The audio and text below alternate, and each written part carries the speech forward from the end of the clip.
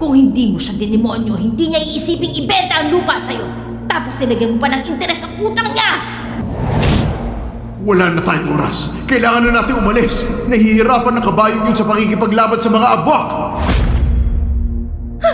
Ano ginawa niyo? Ah! Pagbabayaran mo ang ginawa mo, Sofia!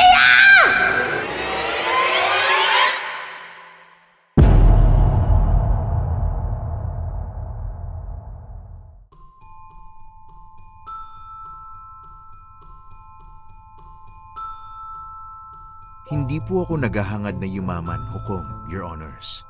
Ang gusto ko lang ay tahimik na buhay.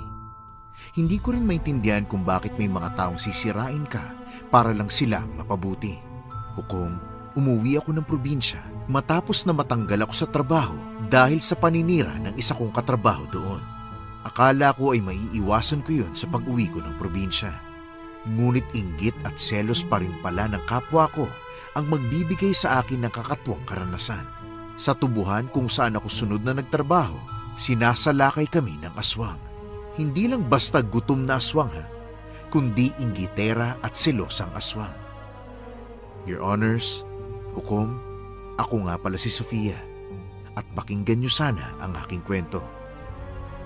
Pero bago ang lahat, Your Honors, sana naman mag-subscribe kayo sa channel na to. Tapos, i-like nyo rin yung video, tapos mag-comment kayo para naman makapagkwentuhan tayo, di ba? At higit sa lahat, sana i-share nyo rin tong video na to sa mga kamag-anak, mga mahal sa buhay, at saka mga kaibigan. Napakalaking tulong po nun para patuloy akong makapagkwento sa inyo. Maraming salamat, Your Honors!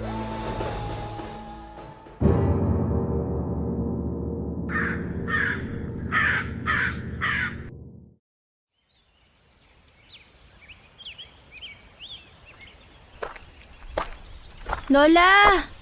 Oh, Sofia, ikaw ba yan? Ako nga po. Ay, ang apo ko, umuwi na, ang apo ko. Ay, Lola, wag po kayong tumakbo. Si Lola talaga. Ang saya-saya ko, hindi ko akalaing matatapos ang ilang taon uuwi ka rito sa atin. Ang saya-saya ko talaga. Lola, ayos lang po ba kayo? Ayos lang ako, apo. Sino kasama mo? Ako lang pong mag-isa. Eh bakit? Siguro abala ang kapatid mo sa pagtatrabaho, ano? Bakit apo? May problema ba? Wala naman po, ayos lang po sila ron. Pasok po muna tayo, Lola Lydia. Mabuti pa nga, kwentuhan mo ko ng buhay mo sa Maynila. Maganda ba ron? Maraming pagkain. Isa lang ang masasabi ko, Lola. Mas masarap po dito kasama kita. Apo, umupo ka nga muna rito. Ayos ka lang ba talaga? Ayos lang po ako. Pwede mong sabihin sa akin kung ano ang bumabagabag sa'yo. Nandito lang ako palagi. Pagkaupo pa lang namin ni Lola sa mahabang bangko ay niyakap ko na siya at umiyak ng todo. Hindi ako nagsalita. Umiyak lang talaga ako ng umiyak. Hinagod naman ni Lola ang likod ko at sinasabing magiging okay lang ang lahat. Sa totoo lang, hindi pa sana ako uuwi kung hindi lang ako natanggal sa trabaho. Namamasukan ako bilang kasambahay sa isang mayamang negosyante. Pero dahil sa mga katrabaho ko, napaalis ako. Hindi ko sila kasunod lahat, kaya pinagkaisahan ako. Ganun pala sa Maynila, hukom. Hindi kakampi ang turing sa'yo ng mga kasama kung hindi kalaban. Nagyayabangan lang sila at nagpapabango palagi sa amo. At kapag magaling ka at pinupuri ng amo, ikaw ang pag-iinitan nila. Hukom, totoo palang kinukwento sa akin ng kaibigan ko na hindi trabaho ang magpapahirap sa akin kung hindi ang mga katrabaho. Ibig sabihin, apo, natanggal ka sa trabaho dahil lang sa sulsol ng mga katrabaho mo? Opo, ganun po pala sa Maynila. Ang hirap pong tumira ron. Para kang pumasok sa isang gubat na maraming mababangis na hayop. Ang baba ng turing nila sa ating mga taga-probinsya. Pabayaan mo na, apo. Ang mahalaga, hindi ka naging masama kagaya nila.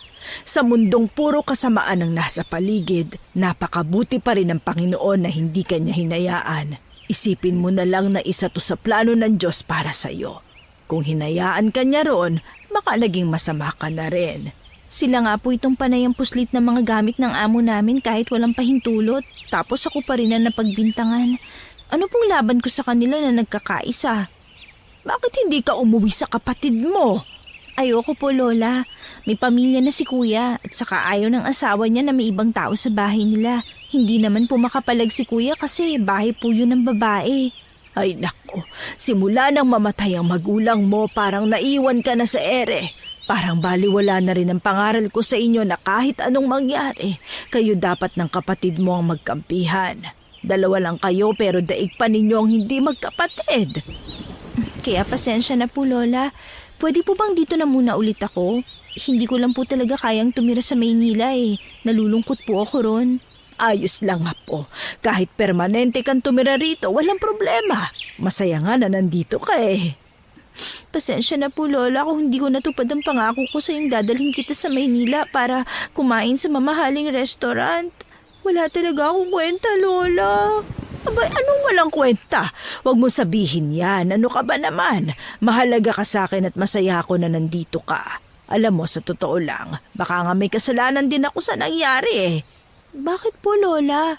Ang totoo niyan, ang mga albularyang kagaya ko, nakatadhana na sa pamilya kong hindi yumaman. Pasensya ka na, apo, at nadamay ka sa akin.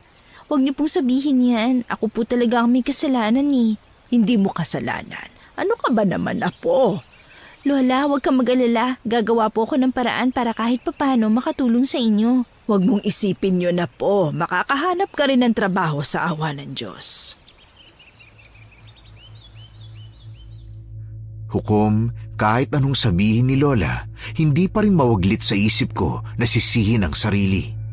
Masipag naman ako eh, pero bakit hindi pa rin ako nakakaahon sa buhay? Ginawa ko naman ang lahat.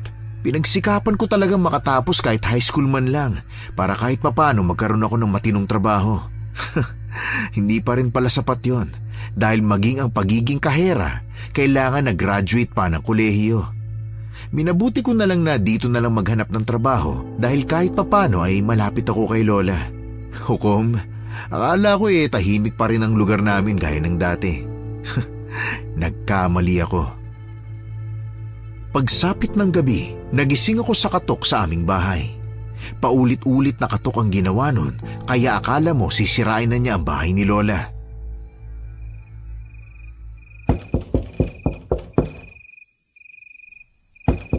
Lola, ano po yun? May kumakatok pero hindi naman nagpapakilala. Sino yan? Ako na po magbubukas. Hindi, apo. Nakalimutan mo na ba ang turo ko sa'yo? Na ano po? Wag na wag kang basta na lang magbubukas ng pinto. Pasensya na po, nakalimutan ko. Hindi siya nagsasalita. Puro lang siya katok. Kumuha ka ng asin. Sige po, kukuha na. Bilisan mo. Opo.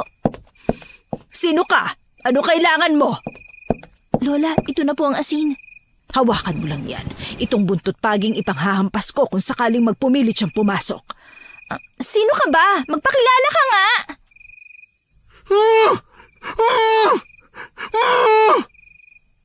Lola, may tao yata talaga. May naririnig ako pero hindi ko maintindihan eh.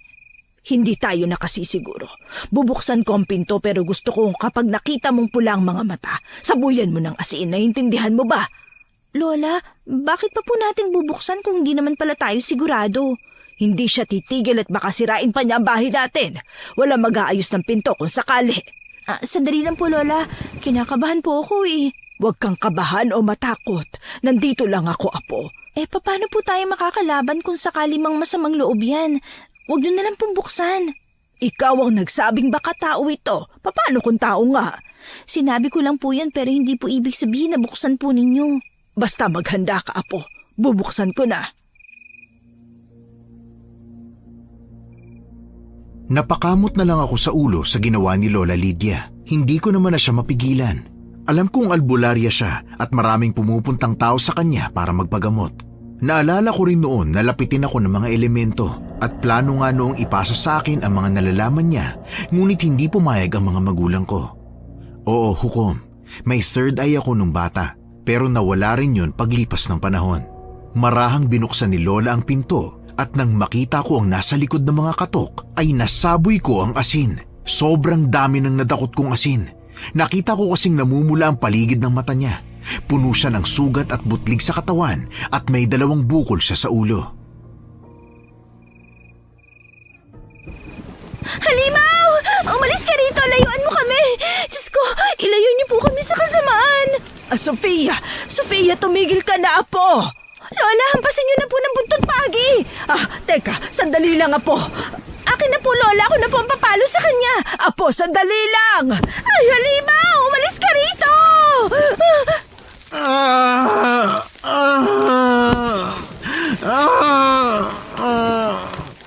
Sandali lang, Apo. Kilala ko ang lalaking yan. Po? Halimaw yan, Lola eh. Ang tindi mong magsaboy ng asin. Pambihira kang bata ka.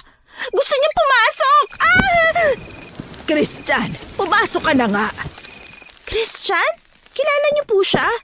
Apo, kanina ko pa sinasabi sa iyo Bakit hindi po siya nagsasalita? Wala namang busal ang bibig niya. Hindi na yata siya nakakakita ng maayos. Grabe ka kasing magtapo ng asin. Sabi niyo po kasi kapag pula ang mata sa buyan ng asin, sumunod lang po ako sa inyo. Naku, pasaway ka talagang bata ka. Christian, pasok na. Bilisan mo. Lola! May... Ano ba problema, Sofia? Tingnan po ninyo yun, oh! Ay, Diyos ko! Isara mo agad ang pinto, bilis! Ano pang hinihintay mo? Saglit akong natulala nang makita ko sa di kalayuan ang isang nilalang na nakatingin sa amin. Ang katawan niya ay tila isang kabayo. Pinapadyak nito ang paa sa lupa na parang naghahanda sa pagtakbo. Tumaas ang balahibo ko sa aking katawan nang makita na mukha ng tao ang itsura nito. Maiksi ang leeg. Ang kulay itim nitong buhok ay sumasayaw sa hangin. Ang liwanag ng buwan ang nagsisilbing ilaw para makita namin siya. Ang kanyang mga mata ay mabibilog at may itim na parang walang emosyon. Tumakbo ito papunta sa bahay ni Lola kaya napatili ako at mabilis na sinara ang pinto. Tinulungan ako ng lalaking ilak ito. Hindi siya makapagsalita at puro ungo lang ang ginagawa niya. Lola, pilit yung binubuksan ng pinto. Ano pang gagawin natin? Ay, mahabaging langit. Bakit ka hinahabol ng kabalan, Christian? Ano raw po, Lola? Bakit paungol-ungol lang siya? Pipi ba siya? Hindi. Galit ka ba? Parang inaaway mo ko eh. Tulungan mo na lang ako rito at baka masira na yung pinto namin.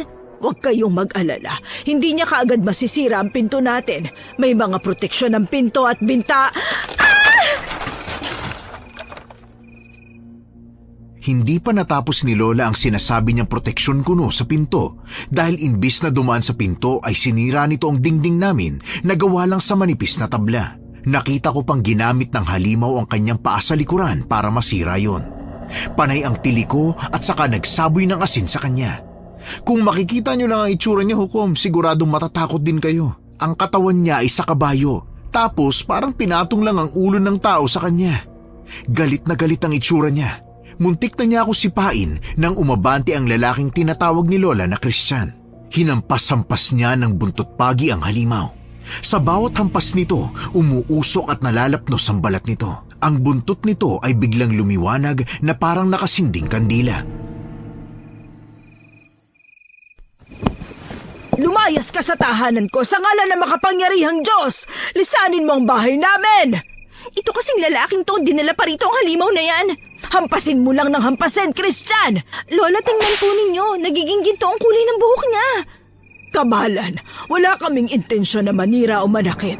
Kung ano man ang alitan sa pagitan mo at ng taong ito, wala kaming kinalaman, ngunit sana patawarin mo na siya. Lola, ano pong gagawin natin? Parang lalo siya nagalit eh. Kailangan lang natin siyang itaboy. Wala na akong ibang maisip kundi yun lang. Paano po natin itataboy ang halimaw na yan? Parang gusto niya talaga ng away eh. Hoy, Christian! Sumama ka na lang sa halimaw na yan. Ayaw namin ng gulo. Aba, galit pa siya? Ikaw naman na may kasalanan kung bakit nandito yan eh. Huwag mo na siyang pagalitan na po. Kabalad pakiusap. Nakikiusap ako. Tigilan na natin ang gulong ito. Ako na ang bahala. Hindi pa rin nakinig ang kabalan na tinutukoy ni Lola. Lalo itong nagalit kay Christian at gusto na siyang lusubin kung hindi nga lang siya nahahampas ng buntot pagi. Sa inis ni Lola, kumuha siya ng asin sa akin. Binulungan niya ito bago niya isinaboy. Napaatras ang taong kabayo. Napansin ko sa lapag ang nalaglag na hibla ng buhok niya. Nagtaka ako dahil kakaiba ang itsura nun. Ang hibla ng buhok na ito ay nagliliwanag at tila kristal ang itsura. Itinaas ko yun sa ere at nagtaka ako dahil parang may laman. Para itong may tubig sa loob. Napatingin sa akin si Lola nang makita yon. Sofia, utusan mo siya! Po? Utusan mo siya. Kahit ano iutos mo sa kanya. Magtiwala ka sa akin na po. Sige po. Umupo ka. Ha? Bakit bigla siyang umupo? Pambihira kang bata ka. Sa dami ng sasabihin mo, yan lang. Wala po ako ibang alam na sasabihin eh. Utusan mo siyang tanggalin ng sumpa kay Christian. Sumpa? Bilisan mo na! Sige po. Inuutusan kitang tanggalin ang sumpa sa lalaking ito. Grabe, nakakatakot ang boses niya. Ay, napakaswerte mo, Sofia. Ngayon naman, utusan mo siyang umalis na rito. Ha? Lola, sigurado po kayo? Bilisan mo na, magtiwala ka sa akin. Umalis ka raw rito, halimaw! Ha? Paano sumusunod siya sa sinasabi ko? Paano nangyari yun? Umalis nga siya. Ay, salamat. Umalis na siya. Ay, wala. Nakakapagsalita na ako. Yay! Ang galing! Ibig sabihin wala kang kapansanan? Wala, no? Maraming salamat sa tulong niyo, Lola Lydia. Kahit nakakabwisit ang apo ninyo. Pasalamat ka at nakuha ni Sofia ang kristal na buhok ng kabalan. Kung hindi ay habang buhay kang magiging pipi. Bumalik na ang boses ko pero hindi pa gumagaling ang mga sugat ko. Maraming salamat pa rin sa tulong niyong dalawa. Nagkaroon ulit ako ng boses. Sofia ang pangalan mo, tama? Oo. Salamat, Sofia. Ako nga pala si Christian. Malapit lang ang bahay ko rito. Ano ba nangyari at hinabol ka ng kabalan? Kasi Lola Lydia, sumama ako sa grupo nila Ian para gumawa ng uling. Tapos hindi ko alam na nakaputol ako ng puno na tirahan pala ng kabalan na yun. Kawawang elemento. Sinira mo ang bahay nila. Hindi ba sabi ko sa'yo dapat ka mag-ingat? Nag-iingat naman po ako. Nagdasal pa nga po ako eh. Lola, para po akong lalagnatin sa mga nangyayari eh. Umupo nga muna kayo. Hukom, Your Honors, kakatuwa ang nangyari sa unang gabi ko pag uwi ng probinsya. Nakaengkwentro ko na kagad ang isang elemento. Isa ito sa dahilan kung bakit ayaw ni nanay na dumikit kami kay Lola Lydia. Baka raw kami ang isunod sa yapak niya bilang albularyo.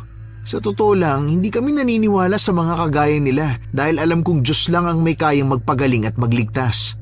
Ngunit sabi ni Lola, sila ay mga alagad din ng Diyos at ginagamit niya ang komunikasyon para magpagaling ng tao. Pagkatapos ng mga nangyari hukom, umupo kami sa lapag at pinakinggan ang paliwanag ni Lola. Panaka-naka akong tumingin sa butas na ginawa ng kabalan. Natatakot ako na bumalik siya. Sofia, ang buhok ng kabalan na hawak mo ay espesyal. Naglalagas yan isang beses sa isang taon. Kapag may nakakuha ng buhok, agad silang napapasunod sa utos no ng may hawak. Maaari mo siyang maging gabay kung sakaling maramdaman niyang mabuti kang tao. Parang buhok po ng tikbalang? Ganun na nga. Ang mga kabalan ay uri ng tikbalang kaya ganun. Kung sa tikbalang ay ginto, sa kanila ay tila kristal ngunit malambot. Ingatan mo ang buhok na yan dahil hindi ka lang yan maililigtas sa kabalan kung hindi maililigtas ka niyan sa ibang uri ng mga nilalang. Kapag napasunod mo siya, magbabago ang kanyang itsura, alinsunod sa kabutihan ng kanyang pansamantalang amo. At totoo po ba sinasabi niyo? Kung totoo, ayoko po humawak nito. Kung ayaw mo, akin na lang. Akin na nga yan. Huwag mong kunin! Aray! Ang sakit! Lola, bakit po ako napaso nung hinawakan ko yun? Sapagkat ang unang taong nakahawak lamang ang maaaring makahawak niyan. Kapag pinasa niya sa iyo at direktang hinawakan mo, mapapasok ka. Gagawa ito ng apoy na hindi nakikita at ikaw ay matutupok. Kapag tinago mo naman, ikay mamalasin at magkakaroon ng sakit. Wow! Ang astig naman nun! Sana ako na lang nakakuha niyan. Ito, Sofia. Ilagay mo sa maliit na boteng ito ang buhok. Tapos ipasok mo rito sa kapirasong tela. Gawin mo siyang anting-anting. Po, ayoko po. Hindi po ako naniniwala sa ganyan. Poprotektahan ka ng buhok na yan. Huwag mong tanggihan. Pero po, Hindi masama ang sinasabi ko. Para rin yan sa kaligtasan mo. O siya, magre-ritual ako para mahanapan natin ang bagong bahay ang kabalan.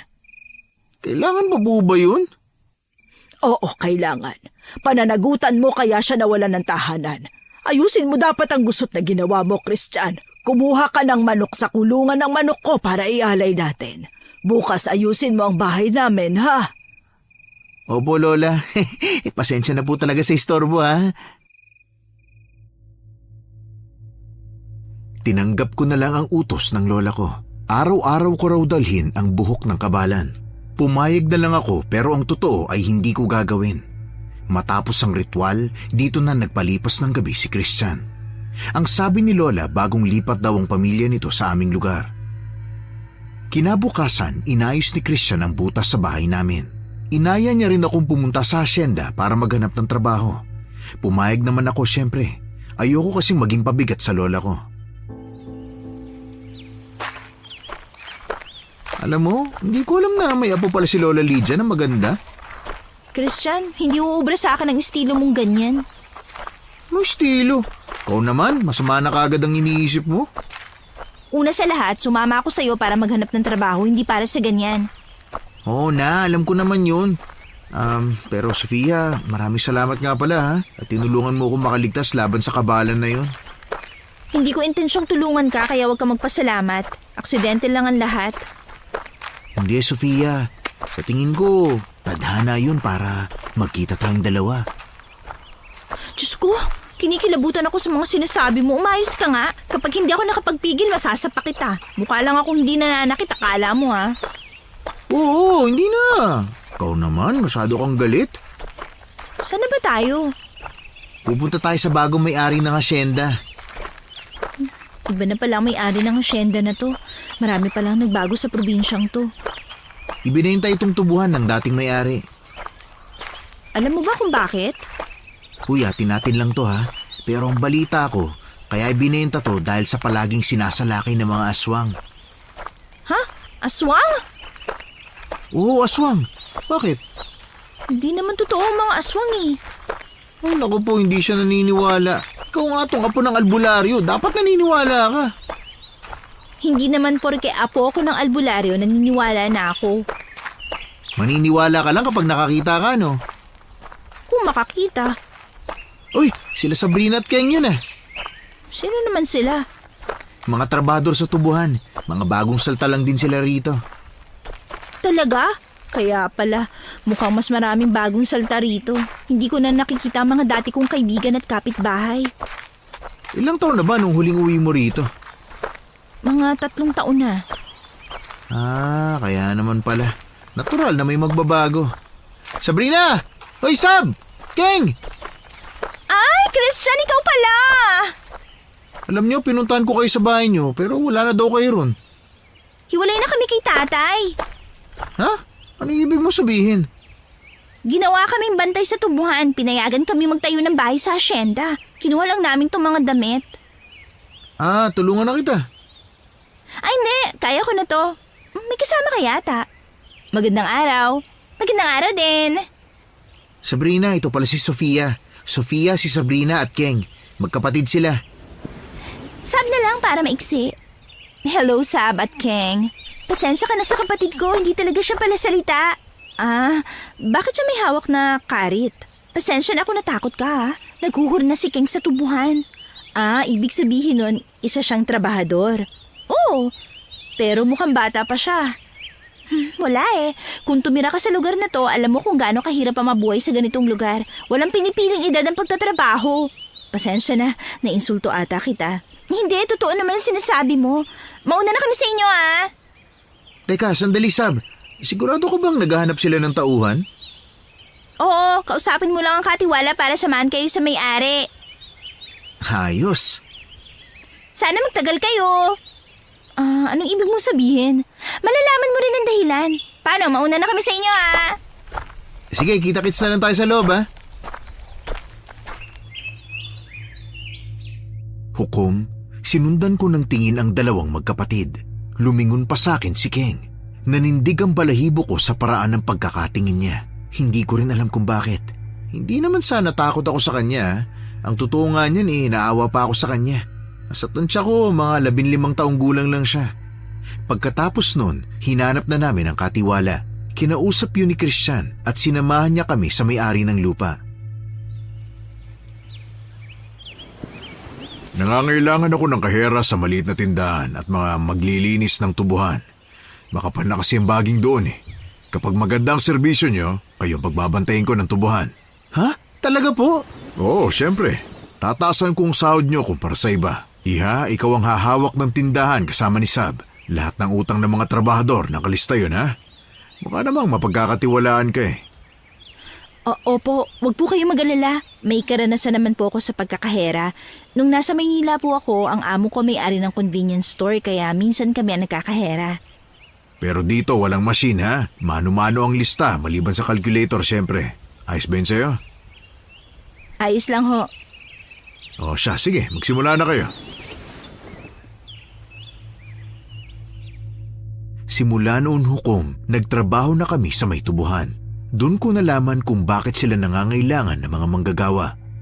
Ang kwento sa akin ni Sab, kung minsan ay umaatake ang mga aswang sa tubuhan. Ilang tao na raw ang nawawala o hindi kaya ay nasusugatan ng aswang kaya nagsisiyalisan. Mayroong paupahan na gawa sa container van at tinutuluyan pansamantala ng mga trabahador na malayo sa asyenda. Dito ko rin nalaman na hindi pala totoo ang pangungusap na kaya kayo mahirap ay dahil hindi kayo nagsisikap. Dahil sa totoo lang hukom, kitang-kita ko ang pagod at pagsusumikap ng mga tao rito. Yun nga lang ay marami silang utang at mababa ang pasahod. Umabot ako ng 1 buwan sa asyenda na wala naman akong naranasang pagsugod ng aswang. Ang tangi lang sumusugod sa amin ay si Christian. Kumusta mga magagandang dilag? Bola na naman. Ano naman ang kailangan mo, Christian? Alam nyo kasi, kahit sobrang lakas at pogi ko, napapagod at nagugutom din ako, no? Ito na nga ba? Yan na naman siya. Mangungutang ka na naman, no? Uy, ang galing mo talaga manghula. Kaya sa'yo ko, Sofia. Pakiramdam ko, magkarugtong ang puso natin. Padiri talaga lalaking to. Alam mo, hindi mo ako madadaan sa ganyan. Ikaw nga kumuusap dyan, Sab. Bakit ako? Ikaw ang gusto niya Anong gusto? Gustong busitin ka mo. Pambihirang lalaki yan. Kung wala lang akong utang na loob dyan ako, hindi ko yan pakikisamahan. Wow, ang hangin mo rin no? Kala mo talaga maganda siya Anong utangin mo? Paalis na kami. Sabihin mo na. Noodles lang at saka itlog. Alam mo, Sab, ang ganda mo talaga. Lalo na kapag kumukuha ka ng dilata. Subukan mo nga kumuha, dali. Huwag mo na akong utuin, no? Ililista ko na to sa utang mo. Bihira ka, Christian. Hindi mo pa nakukuha ang sahod mo pero parang mauubos mo na.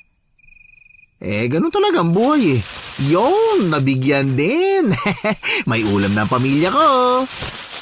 Nailista ko na yan, Sofia. Mauna na ako sa inyo, Uwi na kami. Bye. Sumabay ka na kaya sa amin? Hindi na. Alam mo naman si King. Ayaw na may kasabayo kausap. Mag-ingat kayo sa daan, ha? Baka makasalubong niyo yung aswang. Huwag mo nga siyang takutin. Wala namang aswang Hindi ka pa rin naniniwala sa aswang, ha, Sofia? Hindi. Bahala ka. Pero mag-iingat pa rin kayo. Baka may siraulong mag-trip na lang bigla sa inyo dyan. Kayo rin, mag-iingat kayo, ha? Una na kami! Bye, kita tayo bukas. Grabe, ang sipag nilang dalawa. Hindi ka pa ba uuwi? Uuwi na. Maglalak na lang ako ng tindahan. May tanong ako, Christian. Ano yan? Bakit ganun ang kapatid niya, hindi nagsasalita? Nagsasalita yun. Minsan nga lang. Ang bata pa niya, para magtrabaho. Sabay na tayo umuwi. Tara na, lakad na tayo. Ang totoo niyan, base sa kwento ni Sab, ayaw magtrabaho ni Keng. Gusto niyang mag-aral. Kaya kapag linggo, sumasali siya sa libreng aral sa bayan. Tinuturuan silang magsulat at magbasa.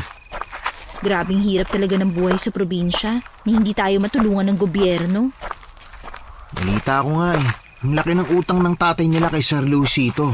Tapos bilang pangbayad utang, pinagtrabaho niya sina Sab at Keng dito sa tubuhan. Ang sama naman ng ugali ng tatay nila. Alam mo ba itong kalahati ng tubuhan sa kanila?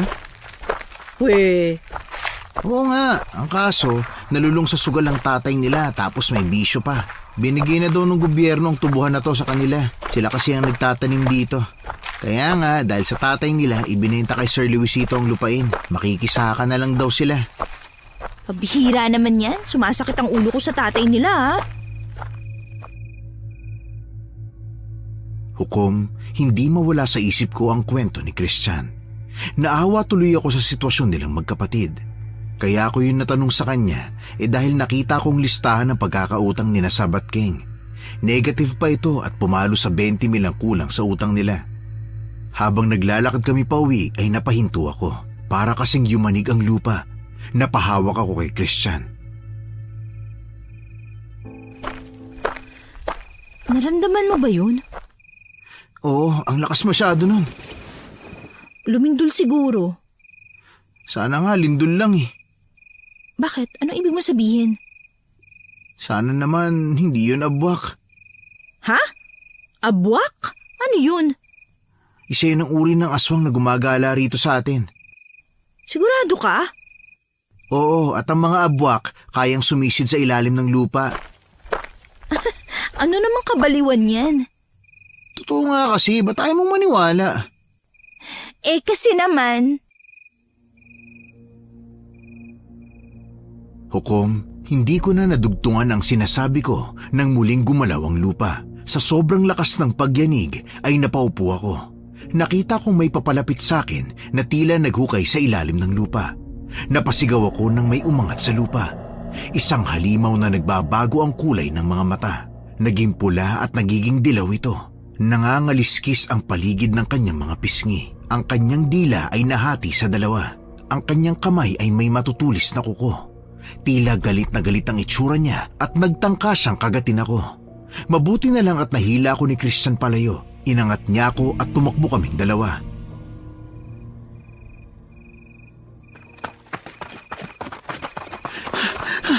Bilisan mo! Tumakbo ka ng tumakbo! Anong klaseng halimaw naman yun, ha? Sinabi ko na sa'yo, isa nga yung abwak. Ang mga lalaking abwak nagiging itsurang bayawak gaya ng nakita mo. Ibig sabihin, aswang yun? Oo nga, ang kulit mo kasi. Hindi ka naniniwala kaya siguro nagpakita sa'yo. Pambihira, kasalanan ko pa ngayon. Tumakbo ka na lang ng tumakbo hanggat may lupa. Nahihirapan kaming tumakbo ng maayos dahil yumayanig ang lupa. Mabilis ang abwak at naabutan kami. Tumayo sa harapan namin at gamit ang kanyang kuko, pinagkakalmot niya kami. Huli na nang naalala ko na may asin nga pala ako sa bulsa.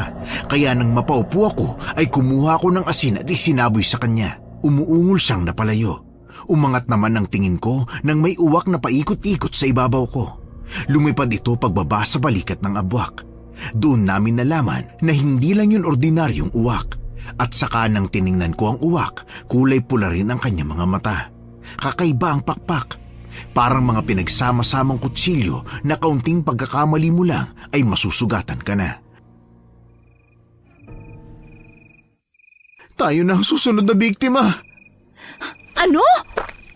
Ang mga trabahador dito, binibiktima nila isa-isa para may pagkain sila. Bakit ngayon lang? Mag-iisang buwan na tayo sa trabaho pero ngayon lang sila umatake? Paano natin sila kakalabanin? Ay, oo nga pala. Dala kong buntot pagi ni Lola Lydia. Yun naman pala eh. Itaboy mo na sila. Di ba may anting-anting ka? Ha? Ayun ba? Hindi ko dala eh. Ano? Bakit? Hindi naman kasi ako naniniwala ron. Ewan ko sa'yo, Sophia. Yang katigasan ng ulo mo talaga mapapahamak ka. Eh malay ko ba mangyayari to? Wala naman ako ideya. Muling umilalim ang abwak samantalang ang uwak ay unti-unting lumaki. Napangangako dahil halos maging kasing laki na siya ng tao at kaya na niya kaming dagitin. Tumakbo kami ni Christian pero hindi rin kami nakalayo dahil nahila ng abwak ang binti ko. Bumaon ang pako sa lupa. Mabuti na lang at nahampas ni Christian kaya nabitawan niya ako. Pagkatapos nun ay sinugod ng uwak si Christian kaya wala akong magawa kung hindi harapin ang abwak. Muling umibabaw ang aswang. Mabilis siyang gumapang at namalayan ko na lang na nasa harapan ko na siya. Sinubukan kong umatras pero bigla na lang siyang tumalon papunta sa akin. Hinawakan niya ako sa liig at naramdaman ko ang bumaong kuko sa liig ko. Sinabuyan ko naman siya ng asin sa muka kaya nakabitaw siya pero lalo siyang nagalit. Gumapang ako palayo ngunit nahawakan na naman niya ang binti ko. Bitawan mo ako! Ano ba? Bitawan mo ako! Christian! Sandali lang, Sofia! Kumapit ka lang! Hinihila na naman niya ako sa binti! Ah! Sabuyan mo lang ng asin! Ginagawa ko na! Bitiwan mo ako! Halimaw ka! Nakabitaw ang halimaw sa binti ko. Habol ang hininga ko nang makita siyang lumayo sa akin. Maging ang uwak, tumakas din papalayo sa amin. Hindi ko maintindihan kung bakit sila lumayo. Pakiramdam ko ay may ibang dahilan. Hindi ko nga lang alam kung ano.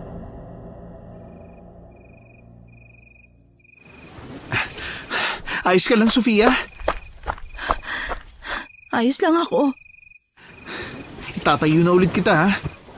Christian, tingnan mong bahagi na yun ng asyenda. Para nagtatakbuhan palapit sa atin ng mga trabahador. Naku, naloko na. Doon naman sila sumugod. Dito ka lang, ha? Pupuntahan ko lang sila. Ano ka ba? Nababaliw ka na, no? Susugurin mo rin ang aswang? Kailangan ng iba ang tulong natin. Hindi sila pwedeng pabayaan. Maghintay ka lang dito sa daan, ha? Kapag lumapit na sila, sumabay ka sa kanila sa pagtakbo. Christian, tingnan mo! Hukom, halos tumakas ang kaluluwa ko sa nakita. Nagtatakbuhan ng mga trabahador na nangungupahan sa improvised container van. Nakita ng mata ko kung paano sila hiwain at kalmutin ng uwak at ng abwak. Lumapit kami ni Christian. Hindi ko sinunod ang payo niya. Nakipaglaban kami sa kanila, maging ang ilang trabahador. Ngunit nagulat kami nang dumami sa ilalim ng lupa ang mga abwak. Hindi na namin alam ang gagawin. Masyadong okupado ng isip ko sa mga nangyayari. Mag-ingat kayo! Bigla na lang silang dumadami. Tama yan! Gamitin yung mga kawit para lumaban!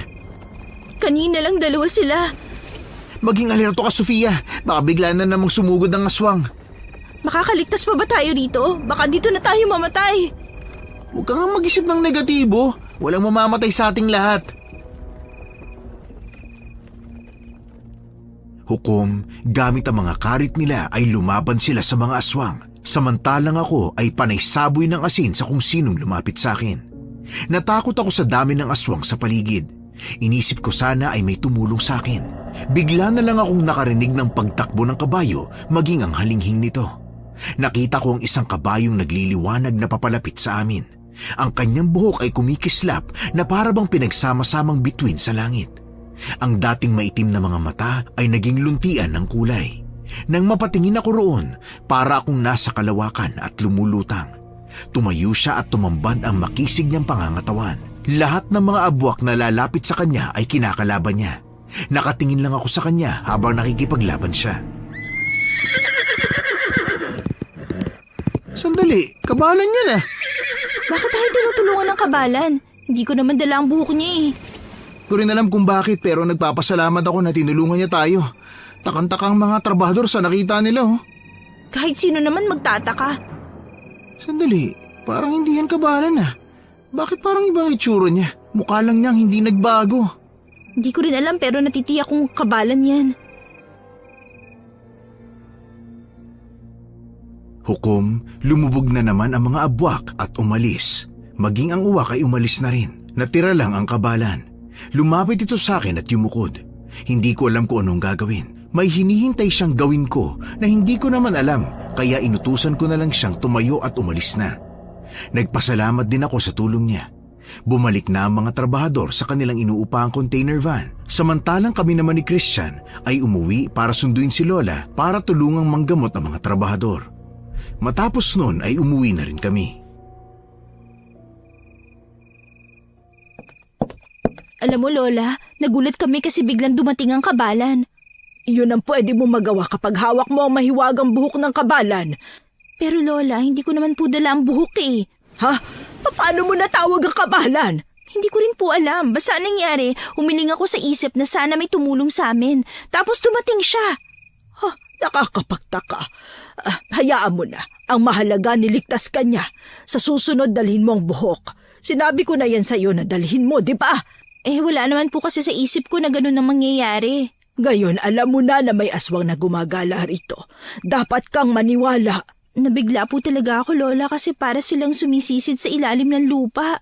Ngayong nakasagupa mo na ang aswang, may posibilidad na muli silang sumalakay. Ano pong gagawin natin? Kailangan nating mag-ingat. Sa ngayon, magsaboy ka ng asin sa paligid. Opo. Hindi naman sila makakapasok sa bahay ko. Yan ka na naman, Lola. Sabi niyo po nung nakaraan hindi makakapasok sa pinto, kaya ang ginawa sinira ang dingding natin. Hindi ko naman nakalain na gagawin niya yon. At saka mahina pala ang pangontra na nilagay ko. Kunin mo na tong kwintas na ginawa ko. Lola, nilagyan niyo po ng tali ang maliit na bote para maging kwintas. Ang galing naman po ninyo. Para makaiwas ka sa kapahamakan, wag na wag mo tong iwawala ha. Selyado ko to para hindi yan basta-basta maaalis. Maraming salamat, Lola. Wag na wag mong sasabihin sa iba na buhok yan ng kabalan. Pagsabihan mo rin si Christian ha. Bakit naman po? Dahil akala nila ang buhok ng kabalan ay kaparehas ng buhok ng tikbalang. Hindi nila alam na mas komplikado ang buhok ng kabalan dahil isang tao lang ang pwedeng magmay-ari nito. Kapag kinuha to ng iba, siguradong kabaliktaran ang mangyayari sa kanya. Paano po kabaliktaran? Halimbawa, kung swerte ang bigay niyan sa'yo, kamalasan ang hatid niyan sa iba. Kung maililigtas ka niyan, mamalasin ang kukuha niyan. Ganun po ba? Delikado pala to. Kapag nalaman niya ng aswang, may posibilidad na kunin nila. Masisilaw sila sa kapangyarihan ng kabalan. Hindi po ba nila alam na kabaliktaran na mangyayari? Hindi ko lang alam. Wala akong ideya. Baka hindi sila naniniwala. Ang gusto nila ay mapasunod ang elementong yon. Kaya rin kasi ng kabalan na magbigay ng hiling. Parang genie lang po? Oo, iba pa yun sa mga utos mo sa kanya at pagprotekta. Ang hiling na yon ay ibibigay niya kapalit ng kanyang kalayaan. Kaya pag-isipan mong mabuti, isang hiling lang yon. Isang hiling? Pero Lola, bakit nag-ibang itsura ng kabalan? Maaari silang magpalit ng anyo at dinedepende nila yon sa magmamay-ari ng buhok. Apo, sa tingin ko, kailangan ko nang ituro sa iyo ang mga nalalaman ko sa pagiging albularyo. Lola, hindi pa po ako handa eh. Hihintayin ko hanggang sa maging handa ka, ngunit sana hindi ganong katagal. Matanda na ako, iha. Anumang oras maaari akong bawian ng buhay. Lola naman, wag po kayong ganyan. Mahaba pa po ang buhay niyo. Ang kamatayan ay hindi kinatatakutan, apo. Bagkos ay pinaghahandaan. Hukom, natulog na kami. Nahirapan akong makatulog dahil sa sinabi ni Lola. Pinilit ko lang talaga. Pagkagat ng umaga, nag-asikaso na ako para pumunta sa tubuhan. Hindi ako dinaanan ni Christian kaya mag-isa lang akong pumunta ron. Pagkarating ko roon, naroon si Sir Luisito at kinakausap ang mga trabahador. Nalaman kong gusto nang mag-aalisan ng mga empleyado niya.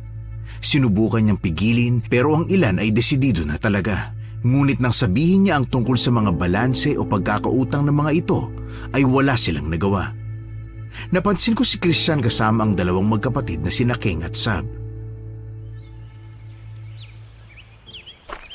Magandang umaga po, Sir Luisito. Ikaw pala, Sofia. Magandang umaga rin naman. Nagalmusan na ba kayo? Kumain na po ako ng kamote. Ganito, Sofia. Magluto kayo ng makakain ng mga empleyado natin bago ka magtrabaho. Sab? Ano po yun, boss? Ikaw nang magluto. Huwag nyo nang ilista. Libreng pagkain ko na yan sa inyo. Sige po, maraming salamat. Christian, Sofia. Ano po yun, boss? Balita ko kayong lumaban dun sa mababangis na hayop kagabi. Opo, sinugod po kami ng aswang. Hindi lang po siya basta mabangis na hayop lang. Alam mo, sa totoo lang, hindi ako naniniwala sa mga aswang. Pero kung yun ang tawag doon, bahala na kayo. Ang gusto ko sana, kayong dalawang magbantay dito sa tubuhan. Po? Talaga, boss? Sandali lang po, ano po ibig niyo sabihin? Pwede kayong magtayo ng bahay dito sa kahit saang parte ng hasyenda. Gusto ko kayong magbantay rito. Sandali lang po, boss. Hindi po ba kami po nakatoka magbantay dito? Siya na lang po siguro, sir. Hindi rin po kasi ako pwedeng lumayo sa lola ko eh. Kayo ng lola mo magbantay rito. Susweldahan ko rin siya. Hindi na po. Siguradong hindi rin papayag ang lola ko. Boss, paano naman kami? Sab, nasan ba kayo nang lumusob ang mababangis na hayop? Ikaw ang nagsabi sa akin noon na hanggat nandito kayo, walang makakasira sa taniman natin. Pero wala, nilusob pa rin tayo. Kung walang pagkakautang ang mga empleyado, hindi na sila magtatagal dito. Kaya mabuti pang palitan ka na lang. Pero boss, tinupad naman po namin ang obligasyon. Kung gusto po ninyo, kami na magbabantay nito habang buhay. Pangako, aalagaan po namin ang lugar. Kailangan ko lang po talaga ng bahay para sa amin ng kapatid ko eh. Sa bahay ka na lang muna magtrabaho. Mas okay na nga ang ganun. Hayaan mo na ang kapatid mo rito sa tubuhan. Pero hindi yun ang napag-usapan natin. Tumupad ako sa pangako. Sana kayo rin. Uy, Sab, kung ano ka lang. Hindi mo kailangang magalit. Ay, sige na nga. Kayong 4 na lang ang magbabantay ng tubuhan. Sabi mo kami lang magkapatid. Bakit parang wala kang tiwala sa amin? Nasaan ka ba nung sumugod ang aswang? Umuwi ka na raw sa tinutuluyan ninyo. Ni sumilip nga raw, hindi ka nakita. Sino nagsabi niya sa'yo? Pasensya na kung may nasabi man ako mali, ha? Natutuwa ako, Sab, na gusto mo talagang alagaan itong tubuhan. Magtulungan na lang kayong 4 sa pagpapanatili at pag-aalaga ng ari-arian ko. Sige na, magtrabaho na kayo. Hukom, sa tingin ko ay naging masama ang loob sa akin ni Sab dahil hindi niya ako masyadong pinapansin.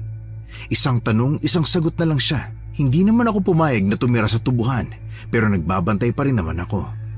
Ilang araw ang dumaan, wala nang sumalakay na aswang, kaya akala namin ay tapos na ang lahat. Tuwing hapon, pumupunta ako sa may-ari ng tubuhan para mag-report.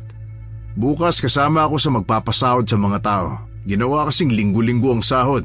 Nagpasama ako kay Christian sa pagpunta. Mag-alas 6 na nang matapos ako at palitan ni Sab. Bakit mo ako sinama? Samahan mo lang ako kasi kinakabahan ako eh. Araw-araw mo itong ginagawa. Kinakabahan ka pa? Alas 4 kasi ako pumupunta rito, kaya lang anong oras na? Mag-aalas 6 na oh. Ang tagal kasing bumalik ni Sab eh. Hindi ko kaagad napalitan sa tindahan. Mabuti na lang maaga kami natapos sa pagtatanggal ng baging sa tubuhan. Malapit na ang anihan. Christian, parang may galit sa akin si Sab. Paano mo naman nasabi? Nung una ko kasing nakasama siya, hindi naman siya ganun. Ngayon parang ang lamig na ng pakikitungo niya. Intindihin mo na lang, ganun talaga siya. Mabait naman si Sab. Kaya lang, minsan gumagaspang ang ugali niya, lalo na kapag hindi umaayon sa gusto niya ang nangyayari. Gaya ngayon, siya ang pinagkakatiwalaan ni boss sa listahan, maging sa tindahan. Pero ngayon, ikaw ang nakatoka. Naging parang assistant mo na lang siya. Ayoko sana ng kaaway. Kung gusto niya, sasabihin ko na lang kay Sir Luisito na magpalit kami ng pwesto. Gusto ko lang magtrabaho. Baka dumating ang araw, umalis na rin ako rito kung ganito palagi ang sistema namin. Ano ka ba? Huwag mo yung isipin. Isipin mo ang sarili mo.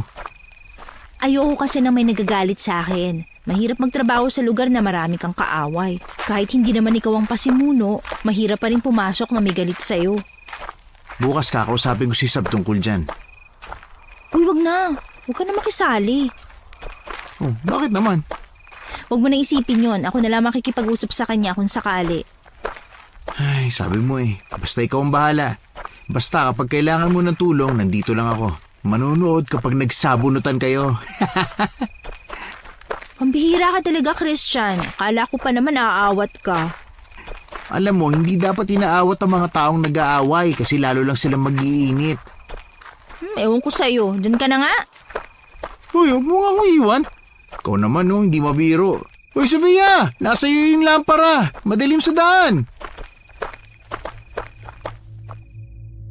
Nakarating kami sa bahay ni Sir Luisito. Pinapasok kami at kinausap tungkol sa magiging sahod ng mga empleyado. Mabait naman si Sir Luisito pero mahigpit siya pagdating sa pera. Naiintindihan ko naman dahil negosyante siya.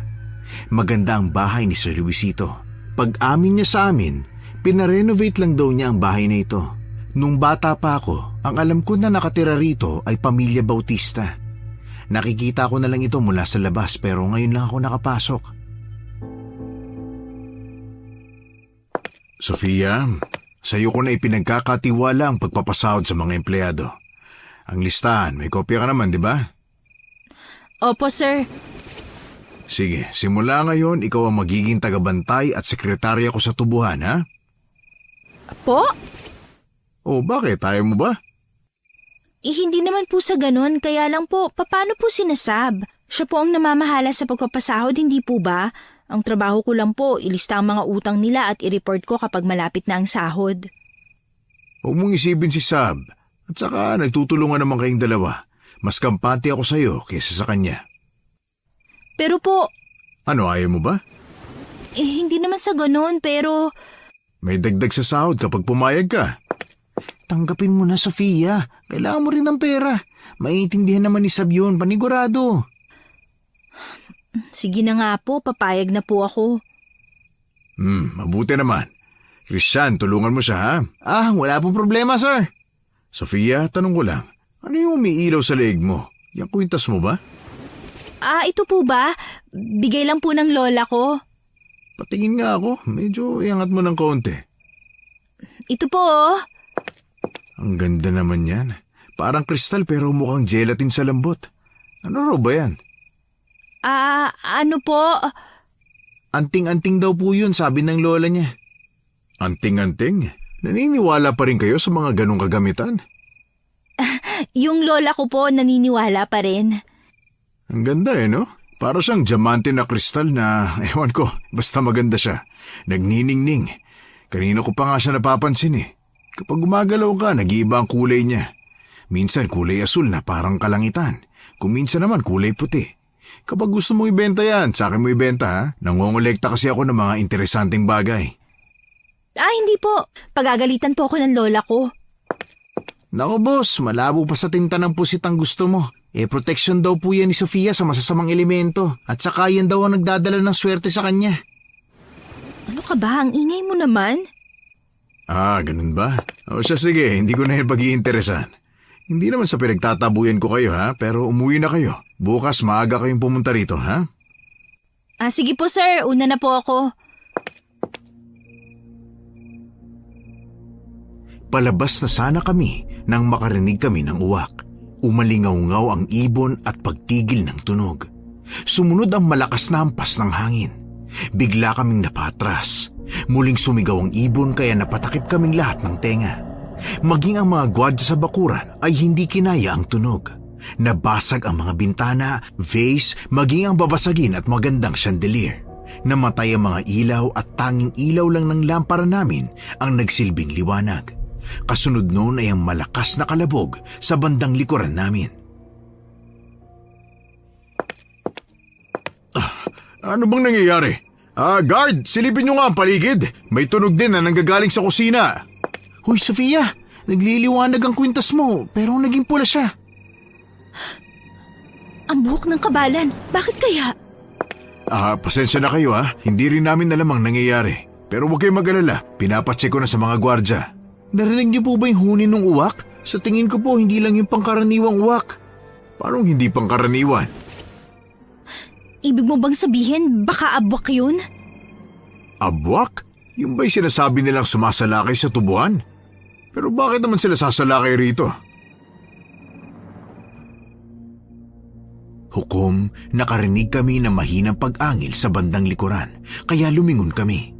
Hawak ko ang lampara, marahan ko yung hinarap para may maaninag kami. Doon namin nakita ang isang itim na aninong gumagapang sa dingding ng bahay. Humahaba ang itsura nito na parang papalapit na sa amin. At mula sa kisame, bumagsak sa harapan namin ang isang nilalang. Nangangaliskis ang kanyang buong katawan. Matulis sa mga kuko, mapula ang mga mata, mahahaba ang mga pangil. Malakas itong umangil kaya napasigaw ako. Tumakbo kami palayo ngunit sa may pintuan, bumaba ang uwak. Pagtapak nito sa lupa ay may tumayong figura. Mahaba ang buhok nito, mapula rin ang mga mata at humahaba ang mga kamay. Napapaligiran tayo ng mga abwak. Ano? Totoo pala mga sinasabi ninyo? Opo, boss, totoo sila. Nandito na naman sila para sumalakay. Mali yata tayo ng pagpunta rito. Hindi, tama lang na nandito tayo para matapos ng pananakot nila sa lugar natin. Umalis na tayo rito. Wala po tayong madaanan, na corner po nila tayo. Ano bang kailangan nyo? Ibibigay ko, lubayan nyo lang kami. Umalis ka na sa lugar na ito. Umalis? Pero tahanan ko ito. Hindi ka taga rito. Umalis ka na! Hindi ako pwedeng umalis. Kayong umalis kasi bahay ko ito. Kung ganon, papatayin ka na lang namin. Sumugod sa amin ang abwak, ngunit bago niya masaktan ang isa sa amin, nahampas na siya ni Christian gamit ang buntot pagi niya. Sumirit ang maitim nitong dugo at nabahira ng pader ng bahay. Kaagad na bumangon ang abwak. Mas mabangis na siya at mas mabilis. Sa sobrang bilis niya ay hindi kaagad namin napansin na nakatalon na siya papunta kay Sir Luisito at nakalmutan niya ito sa leeg. Napahiga si Sir Luisito at nadaganan ako. Nabitawan ko ang lampara. Muling nakipaglaban si Christian sa abwak. Sir Luisito, huwag ka pong bibitaw. Naku, wala pong tigil sa pagdurugo. Kailangan ko itong mapatigil. Anong gagawin ko? Sofia, talian mo ng tela ang leg ni Sir Luisito para matigil ang pagdurugo. Bilis! Tela? Saan naman ako kukuha nun? Ayoko namang hubarin ang suot ko. Sir, pasensya ka na pero kailangan ko ng damit mo. Itapal natin sa... Hindi ko natapos ang sinasabi ko nang may humawak sa braso ko at itulak ako palayo. Sa sobrang lakas niya, tumalsik ako at bumalya sa pader. Narinig ko ang pagsigaw kaya kahit nahihirapan at masakit ang likuran ay nag-angat ako ng tingin at sinubukang makalapit sa kanila sa pamamagitan ng paggapang. Nagpatay-sindi ang ilaw sa paligid. Nakita kong tila napaso ang abwak na humawak sa akin. Umuusok ang kamay niya pero hindi pa rin siya napigilan at itinaas sa ere si Sir Luisito. Papatayin kita! Wag! Wag mong gagawin yan! Sir Luisito! Bakit ninyo pinagtanggol ang lalaking ito? Masama siyang tao. Ang mga kagaya niya dapat lang na mawala sa mundo! Wag mo siyang papatayin! Parang awa mo na! Lubayan niyo kami! Wag! Napasigaw ako nang binagsak niya sa lupa si Sir Luisito. Hindi pa siya nakontento, muling inangat at ibinagsak ang matanda. Sinubukan kong humingi ng tulong sa kabalan para iligtas si Sir Luisito pero hindi ko alam kung maririnig niya ang hiling ko. Kahit masakit ang katawan ko ay tumakbo ko papalapit sa amo ko upang pigilin ang abwak.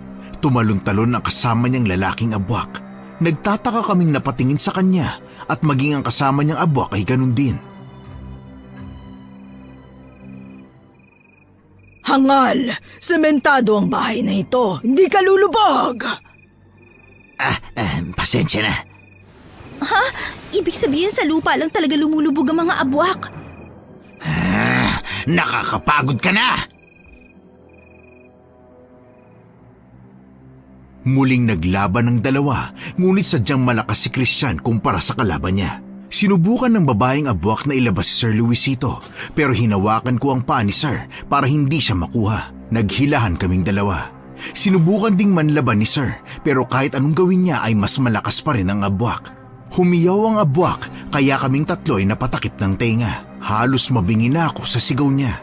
Pumagas pa siya ng sobrang lakas. Hinawakan na naman niya si Sir Luisito at sasaksakin na sana pero malakas ko siyang hinila palayo kaya sa tagiliran lang tumama ang matutulis niyang kuko. Muli siyang umatake pero nagliwanag ang suit kong kwintas. Nakita kong nasilaw siya.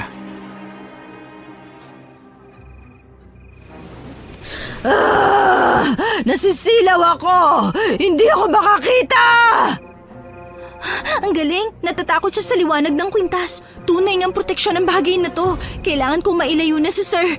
Sir Luisito, kumapit lang po kayo. Lalayo po tayo rito. Hindi! Huwag mo siyang kukunin! Ano yon? Umalis na tayo! May iba parating! May araw rin kayo sa akin! Hoy! Bumalik kayo rito! Anong liwanag yun? Nakakasilaw! Christian! Ha? Ano yun? Yung kabalan! Aba, ang galing ah. Bakit kulay ginto na siya at nagliliwanag? Hindi naman siya ganyan noong una nating nakita. Sofia, papasok na siya rito. Narinig mo ba sinabi niya? Ha? Wala naman siyang sinabi. Wala akong narinig. Seryoso ka? Ako lang ba nakakarinig sa kanya? Kailangan nating tulungan si Sir Luisito. Sandali, may sinasabi siya. Ha? Sofia, yung kwintas mo. Ano yan? Gumagalaw-galaw yung nasa loob. Ang sabi ng kabalan, ang pangalan niya ay Aki.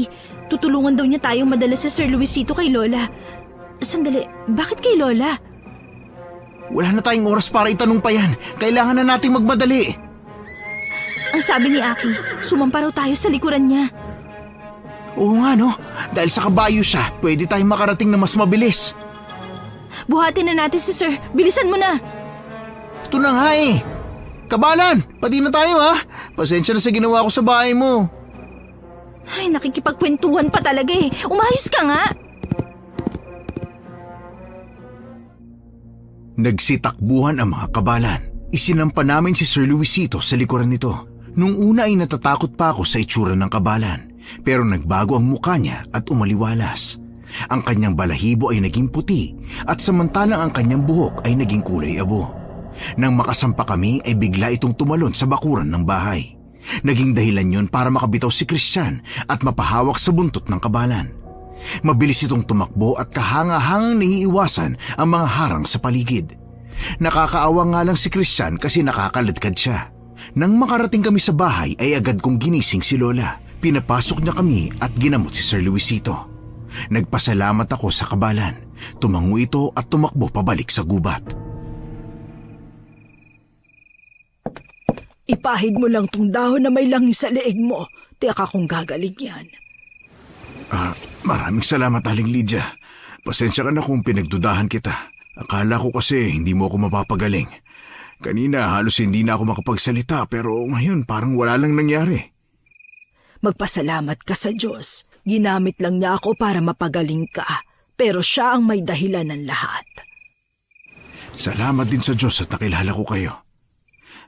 Lola Lydia, pagalingin niyo rin po ako. Pakiramdam ko nabalian ako ng buto eh. Akala ko hindi nagtatanim ng sama ng loob yung kabalan na yun. Pero hinayaan niya lang ako humawak sa buntot niya na para bang doon nakasalalay ang buong buhay ko. Pabuti nga at yan lang ang ginawa niya sa'yo. Huwag kang mag-alala. Hindi ka niya mapapatay. Nakabigay ka na ng kapalit sa bahay na sinira mo. Yun nga lang ay pwede ka pa rin niyang bigyan ng karamdaman. Grabe naman yun, Lola Lydia. Hindi niya ako pwedeng patayin pero kaya pa rin niya ako saktan. Aba, bahala ka sa buhay mo. Lola, gagaling na po ba si Sir Luisito? Oo, huwag ka mag-alala. Kalmot lang ng aswang ang nangyari sa kanya. Mabisa ang mga halamang gamot na nilagay ko. Pinahiran ko rin siya ng langis kaya madali ang gagaling. Lola, pwede po bang pakipaliwanag ulit kung ano ang abwak? Gusto ko rin malaman kung ano sila at kung may dahilan ba sila para atakihin ako. May dalawang klase ng anyo ang mga abwak. Una ay ang uwak para sa mga babaeng abwak at ang pangalawa ay anyong bayawak para sa mga lalaking abwak. Kung minsan, dalawa silang nagtutulungan para mahuli ang mga kalaban nila, kagaya na lamang ng mga lalaking abwak, sumisisid sila sa lupa. Mag-iingat kayo dahil kaya nilang hilahin kayo papunta sa ilalim at dalhin kayo sa kung saan o hindi kaya ibaon kayo hanggang sa mamatay. Sa lupa lang po sila nakasisid, tama po ba? Tama ka. Kaya pala. Kasi sinubukan po ng abwak na sumisid sa bahay ni Sir Luisito, pero hindi siya makapunta sa ilalim dahil sementado po. Imposible. Dapat alam nilang hindi sila makakasisid kapag sementado maliban na lang kung bagong yanggaw lang sila. Ibig sabihin po ba may posibilidad na nahawa lang sila sa pagkaaswang? Maaari, pero maaari rin namang hindi. Kung minsan ang mga bagong yanggaw, hindi pa sila nakakapag-isip ng tama. Gusto lang nilang umatake at kumain ng kumain. Hindi pa nila kayang kontrolin ang kanilang sarili. Pero bakit nila ako inatake? Marahil ay gutom na sila o kaya may personal na dahilan. Sa tingin ko po ay personal na dahilan. Sabi po ng babaeng abwak, ang mga katulad ni Sir Luisito ay dapat lang mawala sa mundo dahil masamang tao raw po. Sa paanong paraan naman kaya ako naging masama? Aaminin ko kung minsan ay nagsusungit ako. Pero anong pinakadahilan kung bakit niya yung nagawa? May mga nakaalitan ka ba? Baka nagtampo ng malala sa'yo. Wala akong matandaan. Ako kasi yung tipo ng tao na madaling makalimot ang mga ginawa ko. Kaya hindi ko rin malaman kung sino ang nakaalitan o nakasagutan ko. Pwede nating malaman yan kung gusto mo. Tatawasin kita. Hindi na kailangan. Ayoko sumama ang loob niyo pero hindi talaga ako naniniwala sa mga ganyan. Ayos lang naman. Sa tingin ko, kailangan mong lumayo muna rito. Paano naman ang negosyo ko rito?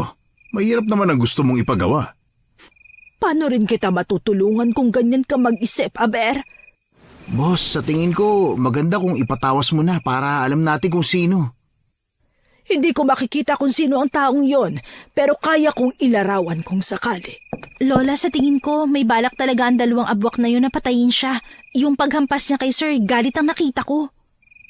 Ba, nalaman mo pa yung mga ganyan, ha? Makikita kasi sa itsura nila, kahit balot siya ng nangangaliskis na balat, alam kong may galit siya.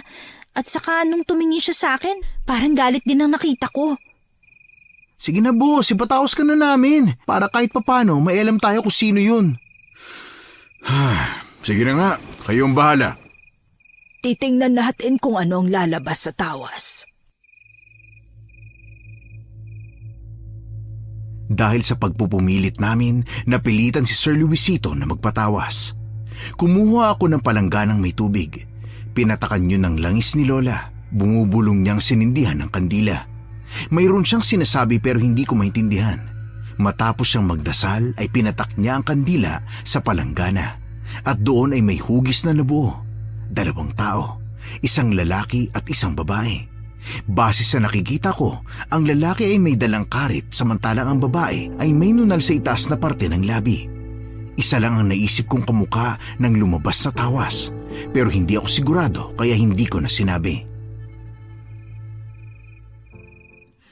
Apo, nakita mo rin ba ang nakita ko? Anong nakita niyo po? Malabo po mangyari yan, Lola. Hindi naman siguro sila yan. Bakit malabo? May hinala ka ba kung sino? Teka, ano pinag-uusapan niyo? Yung mga tao na lumabas sa tawas. Hindi ako naniniwala sa mga ganitong pagtatawas, pero gusto ko lang din malaman. Sino nakita mo, Sofia? Lola, baka hindi naman po sila. Mukha naman po silang mabait at hindi marunong manakit ng tao. Sino ba ang tinutukoy niyo? Sofia, sabihin mo na ang nakita mo. Hindi mo kailangan pa namin manghula. Apo, sa tingin ko, handa ka ng maging albularyo. Hindi po, Lola. Ayoko po. Hindi ako karapat-dapat sa ganitong trabaho. Ay, ano ba naman tong maglolang to? Bakit pa ayaw niyo sabihin sa amin? Dahil lang nakita kong aswang, ay sinasabat Keng. Ano? Si Sabrina? Ha? Parang si Sab. Mukha naman siyang normal na tao. Baka nagkamali lang ako na nakita, kaya nga hindi ako sigurado. Lintik na bata yun ah. Pinatira ko na nga sa asyenda, nagawa pa rin pagtangkaan ng buhay ko. Sandali lang boss ha. Hindi po natin sigurado kung sila talaga. Kilala mo naman po si Sab. Malaki ang utang na loob niya sa inyo. Sigurado kung hindi niya kayo pagtatangkahan. At saka kapag nawala ka, wala na rin silang trabaho. Kaya nga hindi ko sana sasabihin dahil baka nagkamali lang kami. Isipin ninyo, hindi ba sumama ang loob niya dahil sa ginawa ko? Na ibinigay ko kay Sofia ang trabaho niya? Maaaring siya nga, maaaring hindi. Ang pagtatawas ko ay gabay lamang. Nasa inyo na kung maniniwala kayo o hindi. Ang payo ko lang, huwag nyo nang komprontahin. Baka kung ano pa ang gawin niya sa inyo. Anong gagawin ko? Mananahimik na lang? Paano kung pagtangkaan niya akong patayin? Anong gagawin ko? Mukha namang mayamang ka. Magdagdag ka ng mga gwardya. Magsaboy ka ng asin sa paligid. Bibigyan kita ng mga pangontra. Huwag po kayong mag-alala boss. Kakausapin ko mga kasamahan ko para magdobling bantay sa tubuhan. Maging sa labas ng bahay ninyo. Sige, maraming salamat ha. Kailangan ko talaga makausap si Sab tungkol dito. Hukom, nagpasya kaming samahan si Sir Luisito pauwi sa kanila. Naghahanda na kami nang makarinig kami ng kaluskos sa may silong. Meron ding parang mabigat na dumapo sa bubong. Kinakaskas niya ang ibabaw ng bubong hanggang sa nabutas na ito. Hindi kami kaagad nakagalaw nang dumami ang mga naghuhukay sa ilalim ng silong. Kaagad akong kumuha ng asin sa kusina pero may bumutas sa sahig at hinila ang binti ko. Inatake na kami ng mga abwak at nagawa nilang butasin ang sahig naming gawa sa kahoy. Nakakapit ako sa kawayan at pinipilit na hindi nila matangay sa ilalim. Nakita ko si Lola na lumubog na ang kalahati ng katawan. Kaya nung puntong yun, hindi ko na alam ang gagawin. Lola! Lola! Apo! Hindi ako makalapit! Christian, tulungan mo si Lola! Ako nang bahala sa kanila! Kumapit ka sa kamay ko, Sofia! Lumulubog na rin ako! Sir, kumapit po kayo! Ang hirap nilang kalaban. Mahihilan nila ako. Kumapit ka lang, sir. Hihingi tayo ng tulong sa kabalan. Kabalan, tulungan mo kami. Hindi ko natapos ang sinasabi ko nang may humablot sa kwintas ko. Huminto ang paghira sa amin palalim hanggang sa nasa silong na kami at kalahati na lang ng katawan naming nasa ibabaw. Napasigaw ang humablot sa kwintas ko dahil umusok yun nang hawakan niya ang bote kaya sa tali na lang niya hinawakan. Pag-angat ko ng tingin, nakita ko ang mga taong pinaghihinalaan namin. Yun pala ang dahilan ng swerte mo, Sofia. Sab? Simula ngayon ako na ang magmamayari nito. Hindi mo na ito makukuha pa. Ako na ang susundin ng kabalan. Hindi, wag! Delikado, Sab! Anong delikado? Ayaw mo lang talaga na ako magmayari nito. Kaya naman pala ikaw ang palaging pinapabura ng matandang yan dahil sa kapangyarihan ng kabalan. Ibig sabihin, totoong kayo talaga ng kapatid mo ang mga aswang? Sab, naniniwala ako mabuti ka. Hindi mo magagawang manakit ng tao. Nagawa ko na, Christian. Pero bakit? Ano bang kasalanan ko sa inyo magkapatid? Pinatira ko naman kayo sa asyenda, binigyan ng trabaho, pinakain. Ano bang ginawa ko para magalit kayo? Ang gusto lang talaga namin ay umalis ka na. Kaya naman palagi naming sinasalakay ang tubuhan para rin umalis ang mga trabahador mo. Pero iniisip mo lang talaga ang sarili mo. Kahit na alam mong delikado na sa kanila ang manatili pa, talagang pinipilit mo sila. Pinalabas mo pa ang mga utang nila sa'yo para mapalitan silang magtrabaho gaya na lang ng ginawa mo sa amin! Anong gusto mong gawin ko? Ganun talaga ang pagnenegosyo. Kailangan kong i-manage ang lahat. Ninakaw mo rin ang lupain namin. Anong ninakaw? Binenta ng tatay niyo ang lupa sa akin. May pinirmahan kaming kasunduan. Manahimik ka. Alam naming nilasing mo siya at inuto na ibenta ang lupa sa'yo. Hindi mo kami mauuto. Inalok mo rin sila ng pera na uutangin niya! Alam niyong nalulung sa bisyo ang tatay ninyo. Kasalanan ko pa pala na nagpautang ako. Ang sabi niya sa akin ay pambili niya yun ng makakain. Wala talaga akong alam. Kung hindi mo siya dinimonyo, hindi niya iisiping ibenta ang lupa sa'yo. Tapos silagay mo pa ng interes ang utang niya! Usapan na nga namin yun. At saka hindi ko naman alam na kayo ang ipapadala niya para mabayaran ng utang niya sa akin. Maniwala kayo, wala talaga akong alam dyan. Sino ba ang tangang aamin sa kasalanan niya? Ano bang gusto niyong gawin ko? Gusto naming pagbayaran mo ang mga kasalanan mo sa amin. Sab, King, kung may kasalanan naman si boss sa inyo, patawarin nyo na. Magkaroon na lang kayo ng kasunduan, kaysa naman sa ganito tayo mauwi. Ano bang kailangan niyo? Ibalik mo sa amin ang lupa. At mawala na ang aming pagkakautang na may interes. Hindi pwede. Malaki ang pinuhunan ko ron tapos kukunin niyo lang. Mamili ka, buhay mo o ang lupa. Ibigay mo na lang ang gusto nila. Mayaman ka naman. O sige, sige. Pakawalan niyo lang kami. Masyado ka namang nauto. Sa totoo lang, hindi naman ganun kadali yun.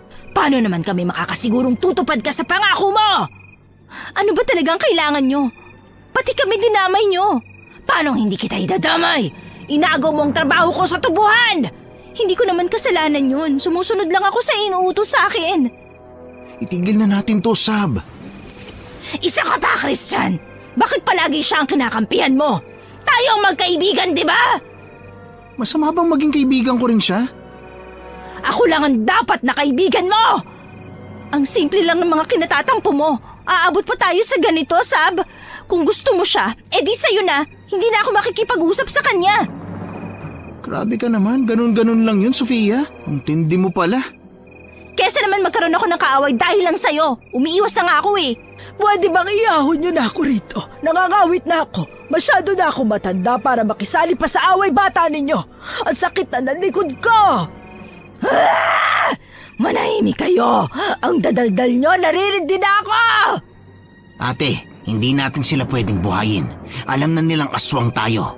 Malalaman ng lahat ang lihim natin. Ikaw talaga, King. Walang magandang naidudulot yung bunganga mo. Minsan ka na nga lang magsalita, ganyan pang lumalabas sa bibig mo. Huwag mo nga pagalitan ng kapatid ko! Aray! Tanggalin mong pa sa ulo ko, King! Ang sakit kaya! Masakit ba, kuya? Huy, King! Bati tayo, di ba? Binibigyan pa kita ng baon ko tapos gaganituin mo lang ako. Hindi ka sana madadamay, kuya, kung hindi mo pinagtatanggol ang matandang yan. Kainin na natin sila, ate! Pasensya na kayo. Payo ng kapatid ko na gawin na lang namin kayong pagkain. Kesa nga naman magsumbong pa kayo sa kung sino.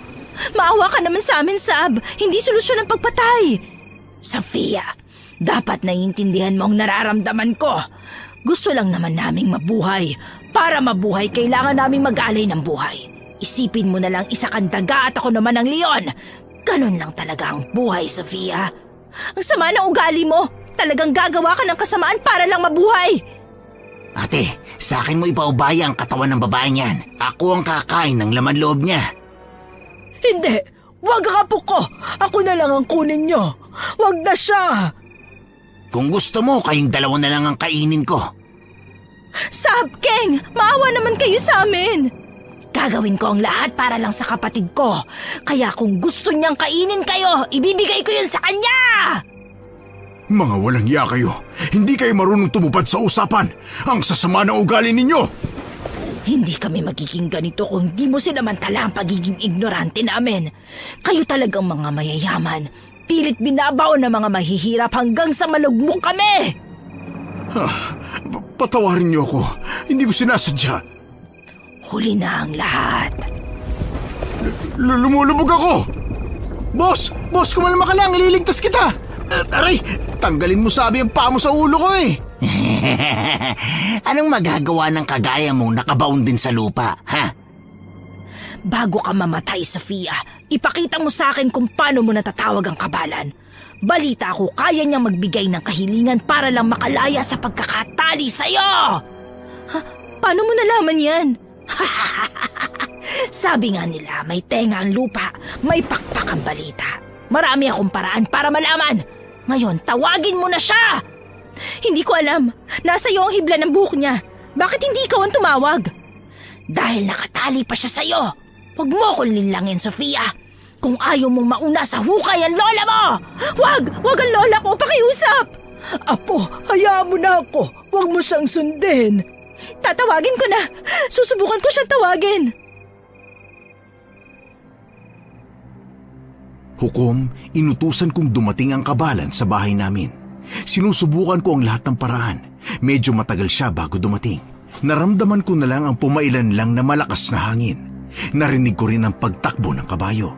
Niragasan nito ang aming bahay. Napapikit ako dahil sa mga dingding at kahoy na nagsibagsakan. Sinuwag nito sina Keng at Sab. Nagulat ako nang pumulupot ang buntot niya sa akin at hinila ako pangat sa lupa. Bawat may lalapit sa amin ay sinisipa ng kabalan. Nang makaalis ako ay tinulungan ko si Sir Luisito na malapit lang sa akin. Pagkatapos ay nilapitan ko si Lola pero bago pa ako makalapit sa kanya ay mabilis siyang lumubog. Hindi ko siya kaagad nahawakan. Lola! Hindi! Ibalik niyo ang lola ko! Anong nangyari kay Lola Lydia? Lumubog siya sa ilalim! Subukan nating hukayin! Wala na tayong oras. Kailangan na natin umalis. Nahihirapan ng kabayong yun sa pakikipaglaban sa mga abwak. Mauna na kayo! Hindi ko pwedeng iwan ang lola ko!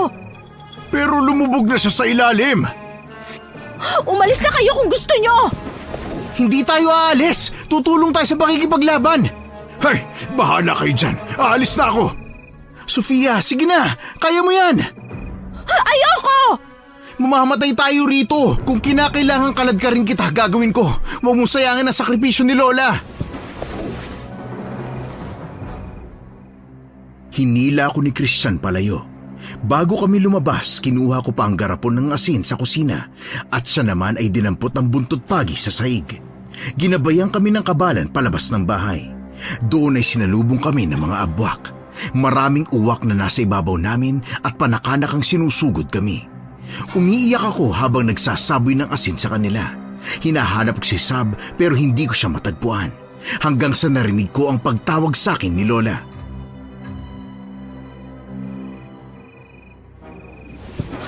Sofia!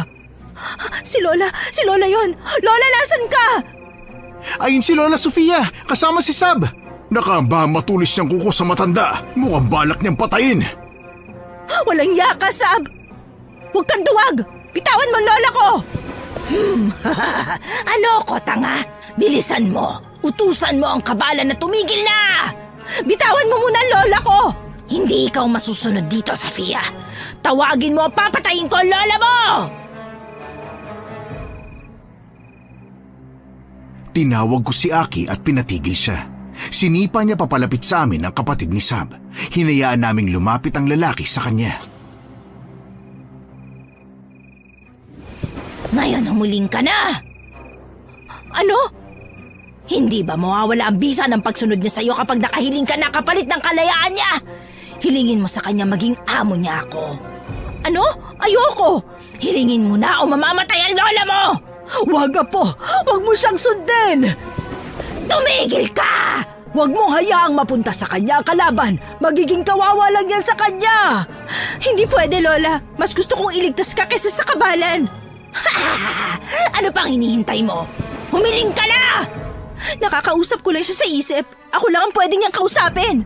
Bahala ka, Sofia. Kapag nagkamali ka, patay ang lola mo! Bumuntong hininga ako bago kausapin at sinabi ang huling hiling sa kabalan. Nang matapos ako ay nagsipag-angatan ng mga bato sa paligid. Lumakas ang hangin at ang mga puno ay tila nagsasayaw. Ang mga dahon ay umiikot sa paligid ng kabalan. Umangat siya sa ere at nagpalipad siya ng tila buhangin sa mga abwak, lalo na kay Sab. Tuwang-tuwa si Sab sa nakita. Nabasag ang boteng kwintas na may mahiwagang buhok ng kabalan. Naputol ang buhok at kumalat sa paligid. Tila inulan kami ng maliliit na diamante. Nang bumaba ang kabalan, ay nawala na rin ang mga kakatuwang bagay na nangyayari sa paligid. Napangiti ako nang makita ang ginawa ni Aki sa kanila. May puwersang tumipon sa kanila sa isang pwesto at tinali sila ng mga baging. Wala silang nagawa dahil hindi na nila kayang mag-anyong aswang. Anong? Ate? Anong ginawa mo sa amin? Hindi ko alam kung nasan ba ang utak mo, Sab. Talagang pinagkatiwala mo sa akin na humiling pa, ha? Anong ginawa mo? Bakit naging normal na tao ako? Ako rin, ate. Hindi na ako makapaganyong aswang. Huwag mo sabihin! Bitawan mo nga ako! Kulang yang sampal sa ginawa mong gulo na bata ka! Lola, halika na po! Hindi, papatayin kita! Ano pa magagawa mo? Hindi ka na aswang at kahit kailan hindi ka na magiging aswang, Sab! Hindi! Niloko niyo ako! Lola! Apo! Maraming salamat at iligtas mo ako! Anong ginawa niyo? Hiniling ko lang naman na tanggalin ang pagiging aswang nyo at kahit kailan hindi na kayo mayayanggaw pa. Pagbabayaran mo ang ginawa mo, Sofia!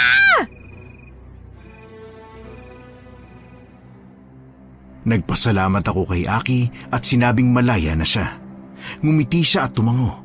Natali ang baging sa kanyang baywang at kinaladkad niya palayo ang grupo ni Sab.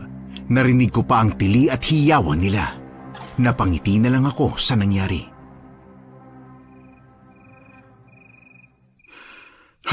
Maraming salamat sa tulong ninyo at sa pagligtas sa akin.